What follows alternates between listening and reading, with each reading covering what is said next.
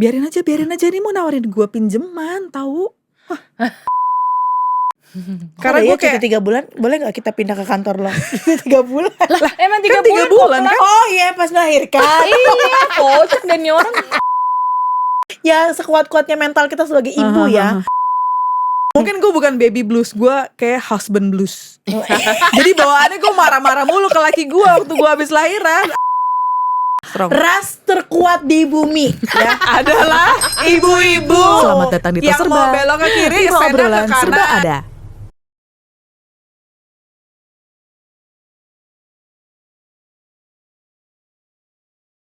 Hai semuanya. Hai semua pelanggan Tos Serba dimanapun Anda berada. Lu kenapa sih diam aja? Dia yang terhilang kini kembali. Sudah lama tidak ada wajah lu di sini. Oh, terima kasih. Apa kabar Emang gue kan lo? bintang tamu. Gue pikir lu bintang kejora. Oke, Iya. kembali lagi bersama dengan kita bertiga ya. Setelah kemarin kita sempat berdua ya. Berdua terus. Berdua terus. Emang nih magabut. Sibuk banget sih nih Magabut lu. si ibu satu ini. Gue kayak terdakwa terus cuman gini-gini doang, cuy. Lengkap lagi ya kita ya bersama Lengkap dengan lagi kita bertiga. gue Grace. Gue Tika. Rania. Hai. Sok banget loh. Sok cantik Gue emang. Rania gitu. Hari ini kita mau ngebahas tentang Mama lah ya. Mama lah, tetap Iya. tetap Tetap obrolan-obrolan mama gitulah. dunia emak-emak ya. Gue masih Iya. Tuh kan, bukan cuma gue kan. Coba lu nyenderan ya, lu coba nyenderan. Terus ini digini nih. Nah, Gitu pan. Ah, gila. aduh, ini rempong banget. Ya Allah, ibu-ibu ini rempong. Oke, kita mau ngebahas tentang flashback menjadi ibu-ibu karena kita semua kan di sini udah menjadi seorang ibu ya. Ibu anak satu, ibu anak dua, ya kan?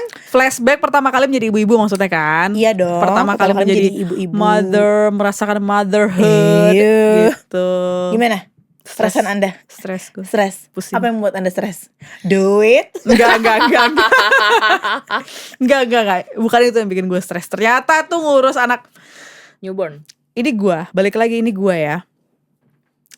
Ternyata kayak gue itu gak bisa ngurus anak bayi. Gue bawanya stres. Oh, jadi lo maunya kalau langsung gede. Kalau anak gue yang sekarang tuh masih kan udah mulai agak gede ya. Itu gue udah mulai enak tuh, udah nemuin flow-nya. Terus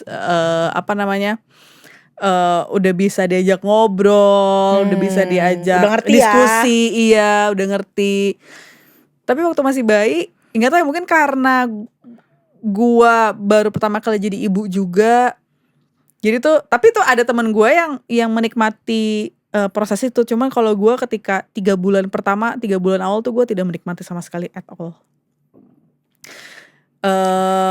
Ceritanya nih gue mau jadi ibu-ibu yang kayak mengasihi gitu, yang asih terus nggak mau kasih sufor gitu kan. Sampai gue tuh pokoknya awal-awal tuh karena asi gue keluarnya dikit, akhirnya gue ke konselor laktasi. Dan ternyata setelah gue ke konselor laktasi bikin gue makin stres. Karena tetap nggak keluar. Iya, karena kan kalau misalkan lu Ditekan cuy kalau kayak gitu. Iya, Lu karena lebih kan tertekan juga iya, kan. karena kan lu kalau misalkan ke konselor laktasi kan mereka kan pro banget sama biarin aja nih mau nawarin gue pinjeman tahu. Boleh nggak ditaruh aja dulu mungkin di mana gitu ya? Udah nih. Itu Oh, di Udah gue lagi gue cari sana. Kalau misalkan lu ke konselor laktasi itu kan mereka itu adalah pro untuk terus mengasihi kan. Nah, jadinya tuh gue jadi kayak makin stres gitu loh. Jadi gue tidak menikmati, I'm not enjoying. Wah, In motherhood. 6 months, 6 bulan pertama tuh gue tidak enjoy as a mother. ngeri Itu ya. kalau gue. Tapi gue nggak nyampe yang kayak baby blues gitu, enggak ya. Cuman kayak stres aja gitu. Emang kalau baby blues tuh harus kayak gimana sih? Bukan harus kayak gimana? yang kayak apa? Gitu. Bukan itu termasuk baby blues juga ya dengan lu stres itu? Tapi kan gue masih ngurusin anak gue. Emang kalau baby blues, sampai ada yang dimasukin Sampai ada kulkas gitu ya? Amit-amit ya. Ada yang ke mesin Kan cuci. macem-macem. Ada yang sama nangis sekali. tuh lu diemin aja pokoknya. Iya, Dia ngapain iya, gitu. iya. Iya. Gue juga. Atau mungkin itu bisa baby blues juga. Coba gue nggak Tapi paham ya. mungkin tingkatnya nggak separah. Iya. Jadi tuh gue emang 6 bulan pertama tuh gue emang stres banget. I'm not enjoying about that. Tapi Anjir, ini keren nggak sih apa gue namanya? bahasa Inggris gila. Baru Bentar lagi nelpon gak mau Betsy. kalah. Yoi. Bentar lagi gak mau kalah nih. Of course. Males gue. Karena kalau teman gue dia menikmati part itu. Tapi lo jadi trauma gak? Nggak mau punya anak kedua atau kayak ntar dulu atau kayak pengen sih gitu. Enggak sih, gue satu anak cukup sih. Satu anak cukup. Satu anak cukup. Kalau satu anak cukup itu tentang duit memang. Walaupun katanya Enggak, tapi gini katanya ya, bahwa apa Banyak anak rezeki, itu membawa rezeki. bawa rezeki, cuman kan tetap tapi aja ya. maksud gue mungkin sekarang belum berasa ya, tapi nanti kayak one day anak lu udah mulai gede, terus kayak ya nggak tahu ya, maksudnya 2 anak aja kata dokter gue gini. Waktu itu kan gue kan nanya ya, dok boleh gak sih abis 2 anak di steril? Jangan bu gitu. Kalau mau steril itu kalau bisa tambah 1 lagi, karena banyak banget kejadian kayak akhirnya kesepian gitu. Karena kan ya gak tahu ya, bisa tiba-tiba anaknya umurnya gak panjang atau Iya, apa iya, gitu. iya, Jadinya iya. stres juga ibunya gitu. Nah, jadi kayak ya itu sih. Mungkin Iya. sekarang lu masih ngerasa nggak apa-apa ya gitu. Iya, Mungkin ya nanti oke one day kalau ya. ya mungkin kalau sekarang gue never say never ya. Cuman kalau untuk sekarang gue memutuskan untuk Lo kayak gue Justin Bieber ya, never say never. I will never say never. Lu kayak Saipul Jamil ya nyanyi mulu. nyanyiin. Cuma kalau untuk sekarang gue 1 anak aja cukup gitu. Nggak tahu kalau nanti. Lo juga ya sama berarti ya. Sama apa nih? Iya sama, maksudnya sama kayak Tika, karena mengalami juga mungkin momen lo. Iya lu langsung bisa summarize Iya. gitu ya. Gue belum ngomong Karena apa. kadang sih gue bukan ngomongin masalah happy ya, gue happy banget punya anak tuh Iya. happy banget setelah, apalagi gue setelah 5 tahun kan menanti, tapi ternyata setelah punya anak gini ya beratnya rasanya jadi ya anak jadi seorang gitu. ibu ya. Gue bahkan ke kantor itu adalah me time gue, dan gue happy banget waktu 3 bulan kan cuti 3 bulan pertama kali gue masuk kantor tuh gue happy banget. Karena gue kayak 3 bulan, boleh gak kita pindah ke kantor lo? 3 bulan. Lah emang 3 kan 3 bulan kan. Oh iya pas melahirkan. Iya, kocak dan nih orang. Gitu. Orang Kazakhstan ya. Iya emang asli. Ya Allah. I'm sorry goodbye. I'm sorry goodbye Grace. Gue itu setelah 3 bulan cuti, terus gue balik ke kantor tuh gue berasa happy banget cuy. Mungkin gue bukan baby blues, gue kayak husband blues. Jadi bawaannya gue marah-marah mulu ke laki gue waktu gue habis lahiran, asli. Laki gue gak ngapa-ngapain dikit aja gue kayak, kok kamu gak ngapa-ngapain sih gitu. Keterima dia. Aduh. Kocak Kok lo ya. enak banget sih tidurnya, gue gak bisa enak tidurnya gitu. Jadi gue kayak mungkin husband blues bukan baby blues. Kalau lu gimana? Kalau gue sama sih kayak Tika. Jadi gue cobaan terberat gue tuh di ujinya adalah gue gak bisa DBF. Oh iya. Jadi Sampai gue- lu dulu pernah cerita sama gue juga ya. Ya gue tuh gak bisa DBF. Jadi gue stresnya di situ. DBF itu maksudnya direct Breastfeeding. Direct Direct breastfeeding. Tuh gue Menyusui secara langsung. Nah gak bisa DBF itu kan ya berarti kan ada pro kontra di Iya, tidak iya. bisa mengasihi dengan air susu ini kan, dengan air susu ibu lah gitu kan. Nah sampai gue tuh harus memaksakan diri untuk tidak menggunakan sufor. Cuman kalau gue nya sendiri, gue kan orangnya kayak Bodoh amat. Ya ya terserah lah ya gitu. gitu kayak nggak ada bedanya lah menurut gue kan daripada anak gue kan cuma bisa minum susu kan, maksudnya kan dia cuma bisa menemukan cairannya itu doang gitu. Cuman kan karena anak baru lahir itu kalau misalnya di waktu gue tuh Februari ya kalau nggak salah anak gue lahir tuh sinar matahari kan kurang ada gitu ya, jadi kan dia agak kuning gitu. Nah jadi gue tuh mau nggak mau harus mengusahakan gimana caranya supaya bisa mengasihi dengan ASI itu gitu. Jadi gue harus kejar-kejaran antara pumping, terus harus tetap mencoba dengan DBF juga. Nah itu yang malah bikin ya itu tadi sama lah ketika stresnya tuh di situ. Cuman beruntung ya gue punya temen yang memang lahiran anaknya tuh cuma beda seminggu. Dan dia ASInya bagus, maksudnya lancar apa segala macam. Jadi gue dibantu Donasi lah. ASI itu ya. Ya gue dibantu donor Donor, ASI. iya, Dan dia donor kan ASI. betul anaknya juga cewek juga kan. Tapi gue tetap ya nggak muluk-muluk lah, gue tetap pakai ASI, pakai sufor. susu for juga gitu. Tapi memang lebih banyak ya gue kejar-kejaran si pumping. Tapi lu sempat ke konselor laktasi nggak? Kan COVID. Pas Oh, banget lagi iya, Covid iya, itu 2020 Februari kan Maretnya langsung lockdown kan. Oh iya, lagi awal-awalnya Kayak banget gitu, ya. Oh, itu makanya makin stres sih itu kayaknya. gue nggak bisanya di situ. Nah, cuman kalau dibilang stres ya gue cuman stresnya di situ doang. Tapi kan juga udahlah ada sufor juga gitu kan. Jadi kayak ya udah gue nggak terlalu mikirin yang gimana-gimana. Yang penting ya anak gue minum apa segala macam. Terus emang sempat kuning juga gitu-gitu kan. Nah, tapi kan gue tuh udah tahu nih kuning itu ya obatnya ya cuman ASI doang gitu Lu kan. sempat ke rumah sakit nggak? Taruh di Enggak. inkubator kan? Kalau kuning tuh inkubator Iya, kalau nggak Nicu. salah kan. Lockdown cuy, Oh udah iya. ngeri gak sih lu? Oh iya. Gak ada yang bisa gue lakukan, cuman gue untuk berusaha ngeluarin si ASI itu udah.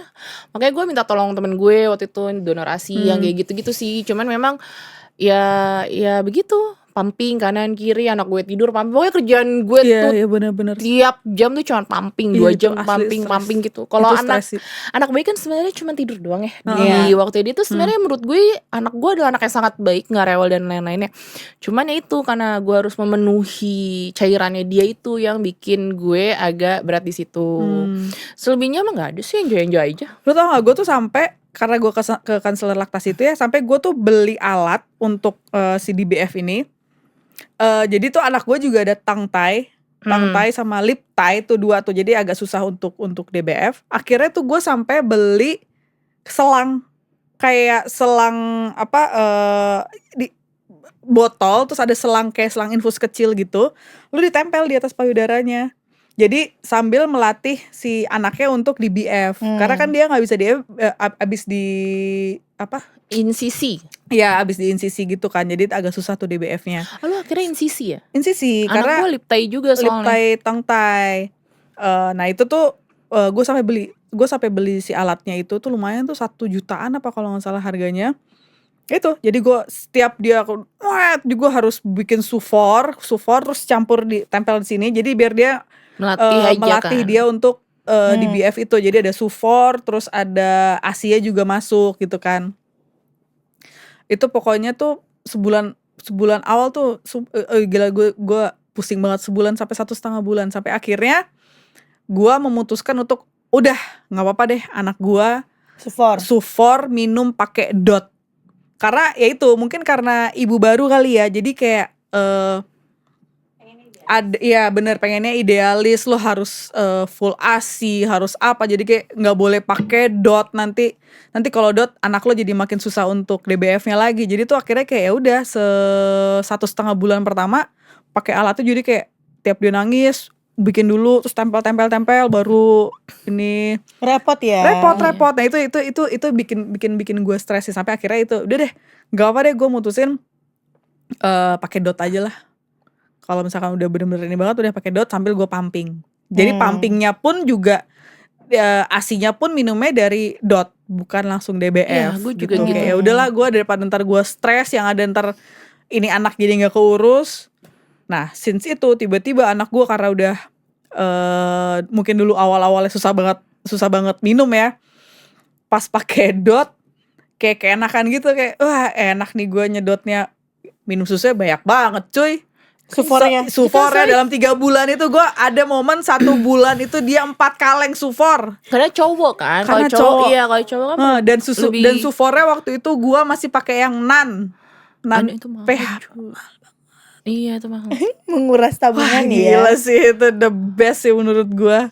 Tapi akhirnya sekarang ya nggak apa-apa Ya kan. alhamdulillah Enggak, sehat-sehat aja sih.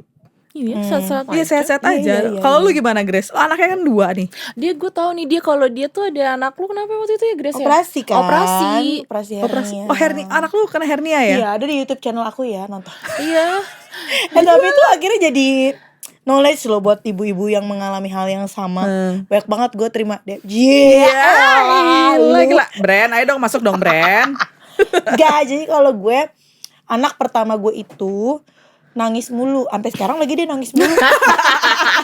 Nangis mulu lah pokoknya. Tapi kan kita nggak pernah tahu ya anak bayi tuh dulu nangisnya kenapa. Karena kan gue juga baru anak pertama, nggak tahu laparnya kenapa. Nggak tahu karena lapar, karena aus, karena ngantuk gitu kan.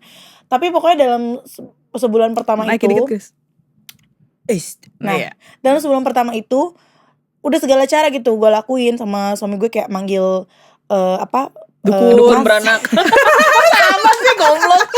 Emang nih orang-orang yang pikirannya penuh dengan mistis begini nih.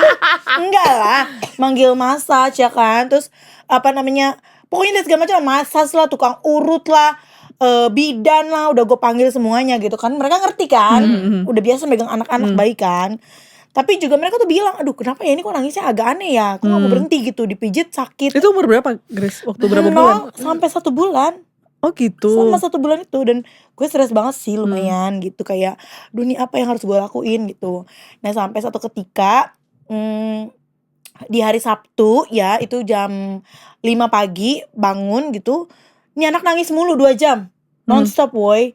Ih gila tuh Jam stres 5 banget ya. sampai jam 7 gue udah sampai bingung nih mau gimana ya kan. Terus akhirnya akhirnya reda lah dia tuh tangisannya. Di jam 7 tuh gue tidurin sebentar. Dia tidur terus kan udah waktunya mandi dong. Nah pas mau mandi, pas gue buka bajunya gitu, ternyata ada benjolan di vaginanya. Vaginanya sebelah kanan apa kiri gue lupa. Gue kaget kan, buset, gue bilang apaan nih, masa segede bola pingpong. Oh gede banget Iya dong. gede. Nah terus gue langsung foto, gue kirim ke dokter anaknya kan. Gue kirim ke dokter anak gue. Dan itu Sabtu kan, di rumah sakit gue itu dia gak praktek. Iya. Terus dokter tuh cuma bilang, Bu ini kayaknya hernia inguinal gitu kan. Gue bilang, bukan hernia biasanya di laki-laki ya gitu kan. Tapi ini bisa terjadi case-nya 1 di antara 1000 lah gitu. Biasanya terjadi sama laki-laki atau sama anak yang prematur. Ya pan ya? Prematur. Lu mah lagi cerita sedih lu jadi prematur. Nah sama anak yang prematur. Tapi kan anak gue gak prematur dan anak gue perempuan ya kan. Terus gue bilang penyebabnya apa dok? Dokternya bilang ya gak ada Bu, itu bawaan lahir gitu. Berarti Jadi, anak lu spesial ya. iya spesialis. Nah jadi jadi itu tuh ibaratnya gini, gimana ya gue ceritanya. Jadi ibaratnya kayak ada katup gitu loh di sini, ada katup yang gak rapet gitu di sini. Jadi kalau misalnya dia mengalami satu tekanan kayak nangis, atau dia misalnya kayak teriak atau apa, dia akan ususnya gitu akan ngedorong ke sini. Jadi ini, tapi kalau udah gak ada tekanan lagi, udah biasa lagi gitu. Tapi untung pas lagi muncul gitu, gue langsung foto kan, langsung kasih tau dokternya. Nah dokternya bilang kayak gitu. Nah itu hari Sabtu. Loh gue kan bingung ya mau ke dokter mana gitu kan. Gue harus cari beberapa opsi. Gue takut juga dokter gue salah kan. Ya udah terus gue cari dokter yang hari itu praktek. Ya udah pas di situ diperiksa, dokter yang kedua juga bilang ini kayaknya hernia. Tapi ibu harus ke dokter bedah, katanya kayak gitu, untuk memastikan ini tindakan selanjutnya apa itu kan. Nah terus ya udah gue ke dokter bedah di rumah sakit yang sama di hari Seninnya.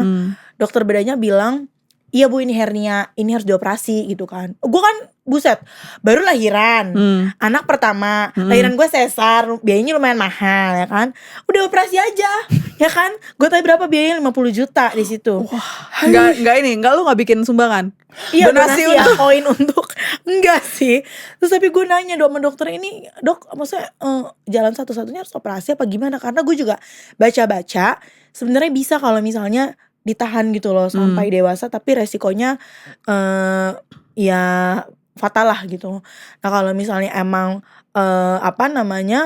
dioperasi, ya itu udah paling best way-nya gitu. Ya gue kan panik juga ya, udah baby blues banget lah gue di situ intinya. Terus kayak akhirnya gue cari beberapa opsi lagi. Ya ketemu akhirnya di Rumah Sakit Harapan Kita.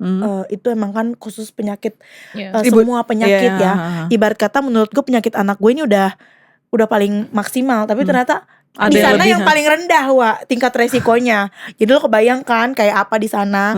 Nah di sana dokternya bilang iya Bu ini harus dioperasi. Terus gue bilang operasinya gimana dok? Ya pokoknya ini kasusnya nggak separah yang lain lah kalau di sini. Gitu. Ya udah kira operasi di situ. Ya udah gue nganterin anak gue tuh umur 1 bulan ke ruangan operasi. Terus kayak si penjaga ruangan operasinya bilang Bu silakan dicium untuk yang sebelum dia mau masuk ya kan. Ya itu gimana ya perasaannya? Padahal kan ya pasti operasinya berjalan dengan lancar. Cuman pas lo ibu nih cium anaknya sebelum masuk ruang operasi. Dan dia puasa loh, nggak ASI loh.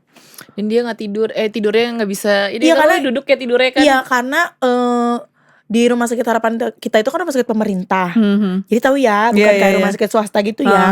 Dan full orang kan pada BPJS. Gue dapet yang kamarnya 6, yang di depan gak ada ininya. Ya Allah. Pokoknya ya sekuat-kuatnya mental kita sebagai ibu ya. Terus karena itu rumah sakit bedah, jadi nggak boleh ada yang nunggu sebetulnya, nggak boleh ada yang nungguin. Dan kasurnya disesuaikan dengan pasien. Jadi kasur, kalau anak lo bayi, kasurnya kasur bayi, Wak. Jadi kita ibunya udah kebayang ya, nggak bisa tidur di Ingat banget gue kasur bayi ya kan. Jadi duduk tidurnya itu ya duduk gini. Nah, gue tuh kan ada satu kenalan gitu lah, teman abang gue juga melakukan hal yang sama di situ dan one day care. Sepulang, ternyata di case anak gue nggak Nggak bisa. Dia harus diobserve dulu, harus ambil infus dulu, suntikan. Dia harus puasa, itu sih yang gue takutin. Karena kalau misalnya dia selama puasa itu dia ngeraung-ngeraung nangis, kan harus dikasih minum ya. Nah, nggak bisa kan, selama operasi itu kan nggak boleh gitu dikasih minum. Ya udah, jadi dia harus puasa. Dot aja sih, tapi gue tuh udah deg-degan aja. 6 jam dia harus puasa tuh sebelum dia ditindak operasi itu. Nah, pas ke operasinya dia nangis 6 jam, dari jam 6 sore sampai 12 malam tuh non-stop dia nangis. Abis operasi. Habis operasi kayaknya biusnya Berasa udah mulai sakit, iya itu. Wah, itu sih kacau sih. Terus kan gue juga sama ya, masih berusaha ASI kan. Bawa ASI, pompa ASI. Nah, naruh ASInya itu kan harus di freezer. Freezer tuh jalan 1 kilo dulu ke ini ya, ke apa namanya? Tempat. Ke dapurnya. Kayak gitu, jadi kayak gitulah masa-masa gue. Perjuangan gue. The best banget menurut Itu gue sih. Gokil sih menurut gue. Ya itulah pokoknya. Tapi habis itu ya udah gitu, udah. Itu sebulan pertama gitu. Udah sih itu gue. Udah selesai nih. Berarti udah selesai nih. Sampai tak bisa berkata-kata. Itu tuh lu ada trauma gak? Maksudnya enggak ya. Enggak trauma sih. Tapi lebih kepada gue males mengulang momen newbornnya itu loh. Kayak bahkan di anak kedua ini tuh lebih berasa capeknya ketika pumpingnya itu loh. Jadi kayak anak kedua tuh lu rencana atau kebobolan aja? Enggak kebobolan, enggak direncanain juga. Tapi gue juga enggak menjaga untuk enggak dapet gitu loh. Enggak dapet anak gitu. Jadi ya udahlah. Sebenarnya sebelum anak kedua kan gue hamil juga. Tapi kan harus dikuret kan waktu itu. BO ya? Apa? Blended ovum iya. kan? Bukan open BO kali ya di otaknya dia. Blended ovum. Iya. Tapi abis itu ternyata 3 bulan disuruh kosong. Setelah itu Cepet hamil emang, lagi cepet, gitu. iya. Jadi kan Emang lu kita cepet ya? Iya, tim yang ditiup aja belendung kan gitu. Mantap, Nah, anak kedua itu lebih kayak nggak baby blues, tapi lebih kayak nggak, aduh capek deh, tenaganya udah habis buat pumping itu. Jadi 6 bulan aja cukup gitu. Sama lu ngurusin yang anak lu pertama juga gitu kan. Bener, jaraknya deket juga kan. Nah. Terus ini alhamdulillah anak yang ketiga. Oh iya. Ini anak Honda. Hobi ya.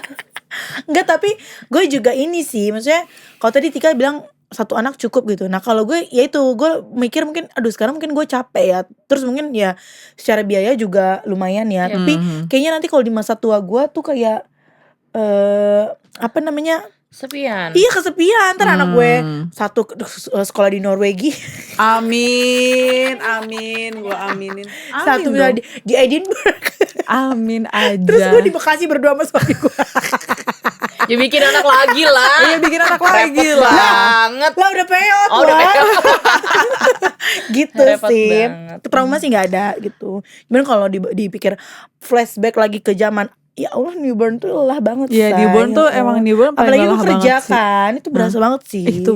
Tapi kayak Tika juga trauma juga enggak ya? Cuman malas repot aja ya enggak sih? Iya, bener. Gue juga Iya, gitu malas kayak repot aja, bener. mengulangnya. Terus nanti kayak yang nggak tahu, kayak di otak gue tuh nanti bakal ribet. Terus gue udah umur gue udah segini, umur segini juga udah nggak baik ya untuk untuk hamil kan, apa sih namanya, hamil dalam perhatian khusus kan.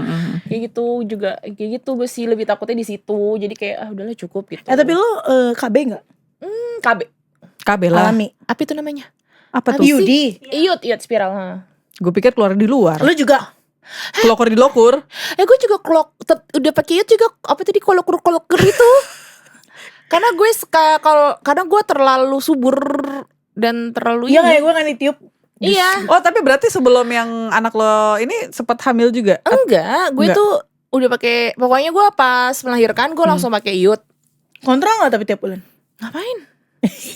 Emang iya sih harus dikontrol ya? Tiap harus dikontrol. tahun. Enggak. Biasanya iya sih harus dikontrol. Tapi per 5 tahun apa 6 tahun gitu harus Enggak, diperbaruin gitu kan? sebelum Iya, anak dilepas. sebelum Harus dilepas. Halona. Berarti kan harusnya 5 tahun udah lepas dong. Belum 5 tahun cuy, belum. Februari. Nah Iya, itulah 5 tahun. saatnya gue akan deg-degan ya. Nanti Ya udah, Iya pasang lagi kan bisa. bener. pasang mulu. Emang dilepas aja. Emang lu mau Lah maksud kan gue kita kalau masih ada cara alami. Iya, maksud gue kalau emang ternyata lu memutuskan untuk tidak mau Punya anak lagi, kenapa nggak ditutup Lanjutin. aja gitu, literally tutup. Nggak boleh, Wak. Kan ada inian dokter, apa namanya? Anjuran dokter ya? Bukan anjuran. Apa sih? Apa sih? Ya bener, kalau anjuran misalnya- dokter lah. Apa sih? Bukan anjuran.